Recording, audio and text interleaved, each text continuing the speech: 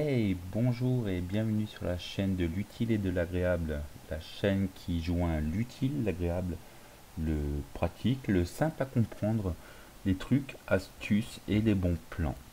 Alors on se retrouve aujourd'hui pour la deuxième vidéo liée à comment s'inscrire et héberger un serveur chez OMG Serve. Alors aujourd'hui on va se pencher sur le logiciel FileZilla qui vous permet de de gérer des fichiers, des dossiers liés au serveur propre à Minecraft. Dans l'exemple, vu on a commencé sur Minecraft, on va continuer sur Minecraft.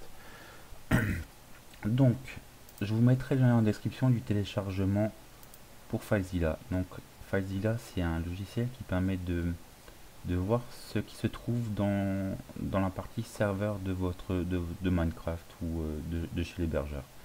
Donc je vous invite à télécharger en fonction de votre système d'exploitation pour Windows, Mac et Linux. Donc moi je suis sous Windows, hein, vous le téléchargez dessus. Je ne vais pas le faire vu que j'ai téléchargé. Je vais basculer sur le logiciel même, FileZilla. Donc ça se présente comme ça. Vous avez ici un onglet gestionnaire de sites. Donc si vous cliquez ici, vous pouvez voir tous les sites que vous avez rentrés. Mais en cliquant sur le premier truc, ça vous ouvre une fenêtre qui vous permet d'ouvrir et d'entrer les informations nécessaires à la connexion au serveur FTP. Donc avant cela, pour avoir pour pouvoir trouver ces informations là, vous allez sur votre serveur Minecraft. Je me trouve ici. Donc, je suis déjà connecté. Vous allez dans votre espace client si ce n'est pas déjà fait, vous cliquez sur votre produit ici, vous allez à accès FTP. Alors ici par défaut ce n'est pas créé, il va falloir que vous le créez tout simplement. Donc ici vous avez l'utilisateur, donc vous par contre n'entrez pas l'adresse mail, vous mettez par exemple votre pseudo, moi c'est Baboun, hein, Baboun67, vous entrez un mot de passe n'importe quel mais quand même assez béton, hein. Normalement il n'y a aucun risque de hack sur les comptes FTP, hein, non. À ce que ça c'est pas fait. Vous mettez un accès total pour vous, hein, un accès total c'est important, sinon vous pouvez pas rentrer, et vous faites créer un compte. Ensuite ce compte, par contre retenez bien le mot de passe, hein. Le mot de passe c'est l'utilisateur, c'est parce qu'il faudra que vous rentrez ça. Donc une fois que c'est fait, vous faites un copier-coller de l'autre. Faites un copier-coller de l'autre. Ça je peux fermer. Vous ouvrez de nouveau FileZilla. Là vous faites un nouveau site ou truc, vu comment c'est vierge. Donc là je fais un nouveau site. Vous le nommez, par exemple accès FTP OMG serve. Là vous pouvez mettre ce que vous voulez, hein. C'est à votre guise. Donc ici vous faites un coller de l'adresse IP. Oups, non, c'est pas ça. Petit fail de ma part. Donc je vais retourner ici. Vous faites un copier. Copier. Coller. Non, ça marche toujours pas. Coller. Voilà, ici. Le port, c'est pas la peine de le mettre. Par contre, le protocole, il me semble qu'il est bon ici. Chiffrement, il me semble qu'il est bon ici aussi. Par contre, la type d'authentification, vous faites normal. Vous cliquez sur normal. Et ensuite, là, c'est les informations que vous avez créées. Donc ici, c'est Baboun. Par contre, faites gaffe à bien être en surbrillance, le truc est pas encore un blanc à côté. Est-ce que ça enregistre le blanc? Donc là, pareil, vous faites un copier. Vous le mettez ici. Coller. Ici, vous rentrez le mot de passe que vous avez rentré. Et vous faites OK. Ensuite, vous avez fait OK. Vous cliquez sur le petit onglet, sur la petite flèche qui va vers le bas. Ça déroule le truc. Vous voyez? Ensuite, si vous en avez créé plusieurs, vous aurez toute la liste. Et si vous en avez créé qu'un seul, vous aurez juste le premier de la liste que vous avez créé. Donc vous cliquez dessus et ça vous connecte normalement automatiquement. Voilà. Donc ici c'est connecté. Donc explication. Alors ce qu'on peut voir, sur le logiciel FileZilla. C'est dans un premier temps le fichier source. Donc ici, vous êtes dans le fichier général du disque dur. Vous avez tout, vous avez le bureau, les documents, ce PC avec le disque dur, etc., etc. Vous voyez le deuxième disque dur si vous en avez un deuxième. Et quand vous cliquez maintenant sur un dossier, peu importe, là je clique sur document. En dessous, ça me dévoile tout ce que j'ai dans le dossier de document. Donc c'est toute cette partie là, jusque là. Et vous retrouvez exactement la même chose ici. Donc voilà.